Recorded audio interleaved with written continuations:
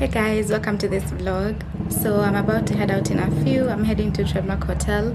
There's a YouTube masterclass happening, so I'm excited for that. I hope it will be fun. I think there'll be other creators as well, but I don't know. I'm very awkward around people, so I don't even know if I'll get to say hi or stuff like that. But nevertheless, I'm excited for it. The weather in Nairobi is currently cold, hot sometimes, so it's cold at the moment, but then it looks like it's going to be sunny. But at least I have like a sweater layered on, so I can just remove it at any point of the day. So yeah, come along with me.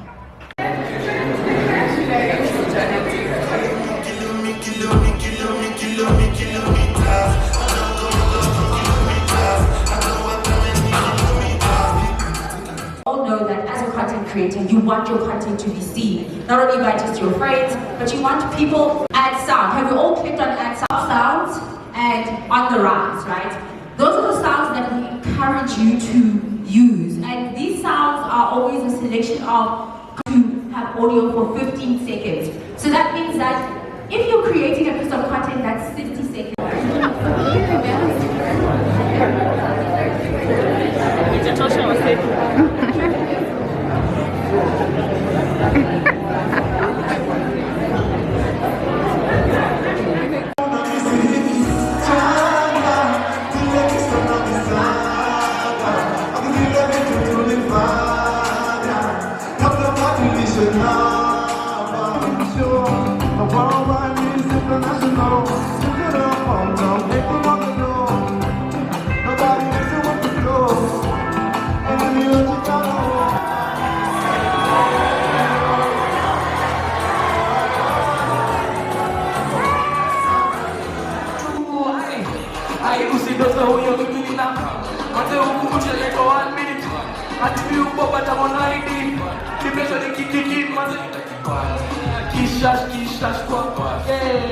Please make sure you subscribe to this channel, give her all the likes and some comments. Thank you.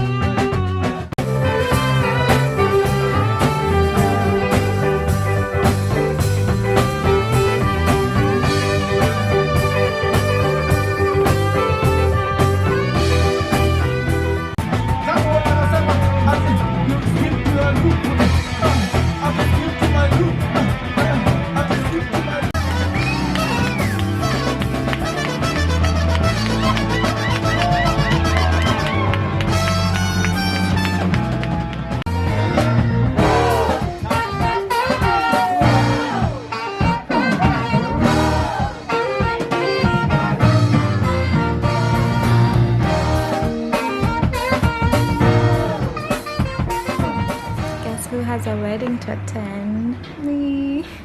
Honestly, I'm so excited. I've just been loving attending weddings. You know, like I love weddings, I love everything about it. So it's pretty exciting. I'm still here debating on what to wear. I actually have on one of the options, but then I'm like, I don't know if I should do it. So I don't know. We'll see.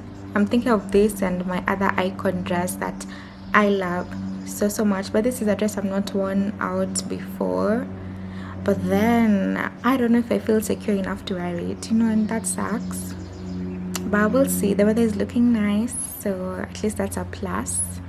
Another thing is I would love to vlog, but I don't know, I feel like I don't have like cute bags that are big enough to carry cameras.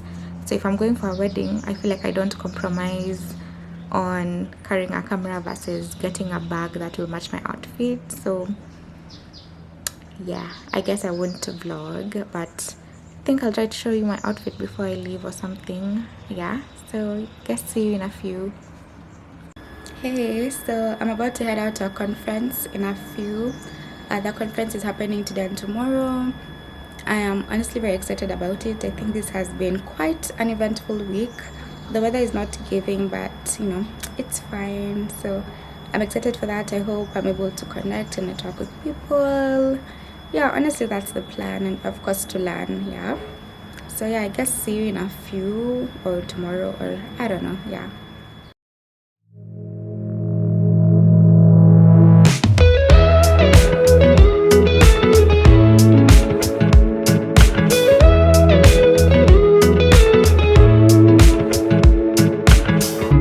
Nothing like your smile in the morning,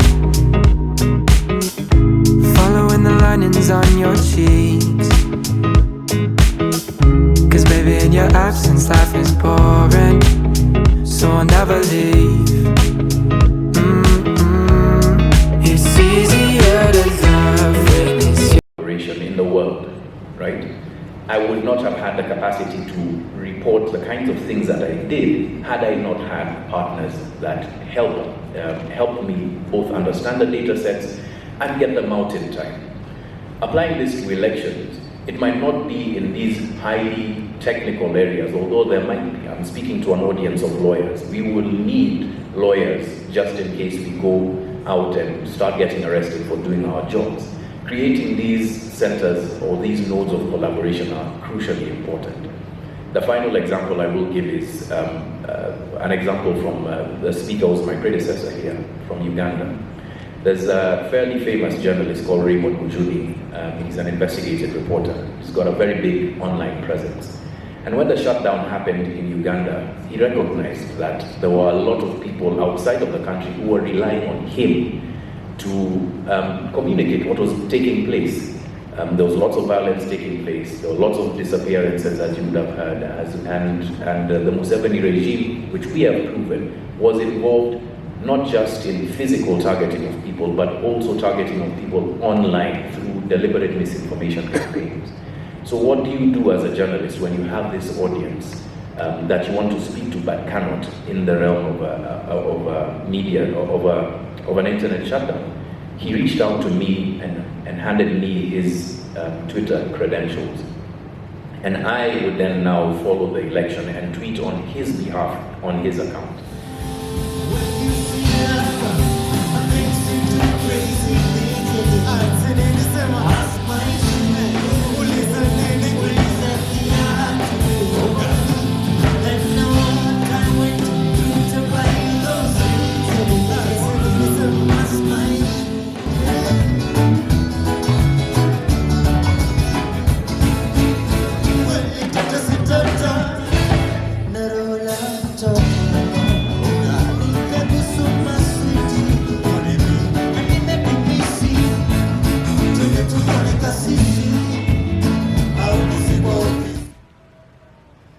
Alright, so I have seen some of your responses, and to some I'm like immediately yes. And for me, I think first of all, the starting point is knowing who I will tell stuff. And for me, sometimes I gauge this based on people's reactions, especially when I float around the idea of me doing something. So mostly if I feel someone's perspective, perception, whatever it is towards what I'm suggesting is more negative, I'm just like, I don't think this is a person I'll tell after I go ahead with the decision. So with that said, I think there are also some observations I have made now recently. So one of them is, I don't know how to put it, but there's some people who I feel like are too heavily invested in decisions you make about your life. And I don't know if someone might try to disguise that as being caring, or I don't know, but sometimes it just feels like someone is literally projecting what they would do on you. So it's like they're almost, I don't know, I just don't get it, because for me it's like, it's my life. I don't get why someone is particularly more affected by decisions I make, like more than myself. Like recently, I remember I told a friend of mine something, and his reaction to me was honestly shocking. And then afterwards, he was like, he would need to so afterwards he was like, oh, he would need to decompress and stuff. And I was just like, what do you mean decompress? Like, decompress about what? Like, I did not see how my decision was affecting him that much, because there's literally if I think about it, I just feel like it doesn't concern him like that, or rather, like, it didn't warrant that reaction. So for me to just, if there was anyone to decompress, it would have been me, not you. But again, I don't know, maybe I just don't get it. Maybe you guys might get people who react like that, but for me, I just found it like, nah, come on, you know. Yes. So another observation I've made is people's default is always going to be on the side of struggle, and that's a bit scary. Okay, not a bit scary, a lot scary for me, because the number of times people would be willing to tell you to persevere through a situation, go through something. I just don't get it. Like, honestly, for me, it's a bit alarming. I don't know, a bit scary. I think there's a mentality that you become better for going through hard stuff. But I don't know. Me personally, in my life, I feel like I've gone through more than enough hard stuff that I would not want to go through anymore. And especially if I feel it's self-inflicted, stroke, I'm in a position to have control over it. I just like, nah, no, we're not doing this. And I don't know, well, maybe to some people that might be okay with that, but for some people, I don't know. I think sometimes some of us are at points in our lives where we are already broken humans. Like, literally, we are like pieces, like we are shattered, like so many things we've gone through. And literally going through one more thing that just literally would break you again might take you to a point of no return, honestly. And it's like, that's not anywhere someone should go just because someone might think you're too weak for not withstanding or something of that sort. Because honestly, for some of us, we have reached like our limits, you know. So I definitely think it's okay to opt out of things sometimes. Not everything has to be with finality, that if you've decided to do this, stick it to like through to the end no matter what. I feel like it's okay to be like, I'm opting out for now. I'm opting out for good, you know. Whatever your situation is, I think it's okay to just be allowed to have autonomy over your own life and decide what you want to do. So yeah, I guess for me, I think I'm at that point where I know the kind of people who would react a certain way towards certain things. And you know, sometimes it's like you don't even regret doing something, but it's just, if you tell people, you just feel like they'll make you feel like you need to feel bad about it.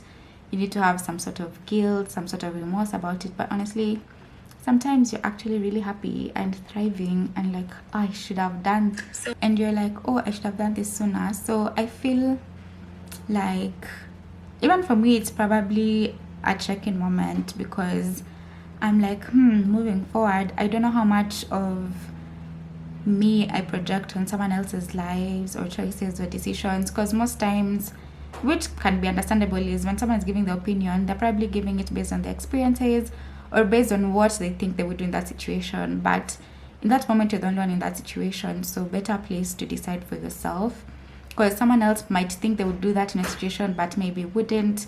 Someone may have been in that situation and did, you know, what you're opting out of, but still your circumstances are so different. Your end goals could be different. Like, so many factors come into play. So yeah, I think that's where I want to stop at. This is something I definitely want to talk about more, probably be even very specific on what exactly I mean. Yeah, so I think when I'm ready to talk about it, I'll probably share it, and definitely maybe on my YouTube channel, and just, yeah, break down everything. But yeah, for now, I think I'll share the responses. I don't know what else I wanted to say. Oh yeah, I feel like we should also give ourselves more grace to literally be able to change our minds if you want to. Like, it's okay. Like, if it's okay if now I told you, what example can I use? Like, it's okay if I said I want to be married and stuff like that, and maybe tomorrow I'm like, I'm not thinking I want to be married anymore. Or if, you know, something like having kids, like these kinds of things. Again, it's okay to change your mind. Not everything has to be decided with finality. Like, right now, you don't have to live with your decision now for the rest of your life. You can always change your mind at any time. And I mean, life is yours. I feel like you should enjoy the quality of your life, experience it. Don't withstand it. Don't just survive. Yeah, like don't just survive. Don't just thrive. Enjoy, experience life. Life is so short. Like, anyway, I don't know. I think there are so many things that can happen around you that influence the things you think important, how you want to live your life.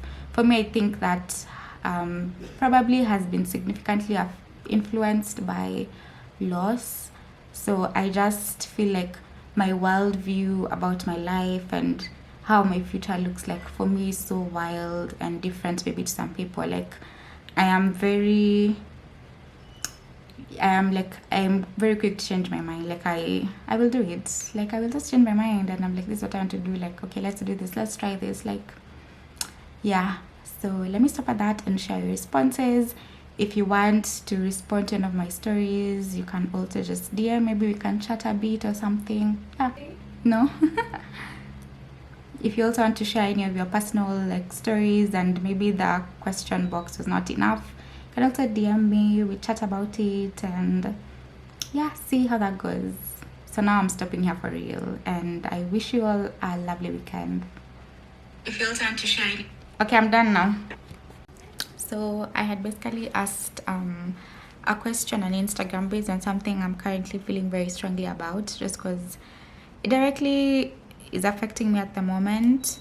So yeah, that was my opinion on it. I was basically asking people how soon after they make like, you know, life-changing decisions do they tell other people, because I've also been thinking like, do you even need to tell people? Like, I don't know. I just don't know how.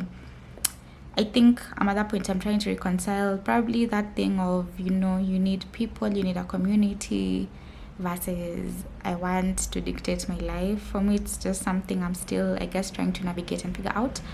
But yeah, I guess I'll just keep thinking about it, and then probably once I've collected all my thoughts, do a video on YouTube about it. But yeah, so the conference is over, the Africa Low-Tech Festival that I was attending. I think you've seen some clips, you know, basically about how it went and all about it. Okay, not all about it, just some snippets. But basically, it's been a pretty eventful week. On Sunday, I might also be meeting a friend of mine. So yeah, I think this vlog will have probably not long content, but a lot of like different things for you guys to see. So I'm excited for that. Also, really excited to bring on, you know, my friends over to my channel just to discuss some things. I already have one that you know, I've thought of bringing on board, so just deciding on what exactly we'll talk about and then we'll make it happen. So yeah, see you on Sunday. You're by my side, shining through the cracks like the first morning light, feeling like a child through the days and the nights, living in your arms as years go by. It's easier to love, oh, easier to love, oh. Hey guys, so I'm finally back home. Honestly, this has been a very eventful week. I feel like it's the week I needed, and honestly, I'm so happy. My heart is so full. I had a great time with my friend. I just feel like I couldn't have had this week go any better. So I feel like you know, looking forward to this coming week. Also something fun happening during the week, which I think I might vlog. So yeah, for now this is the end of this video. Hope you liked it and see you in the next one. Bye bye.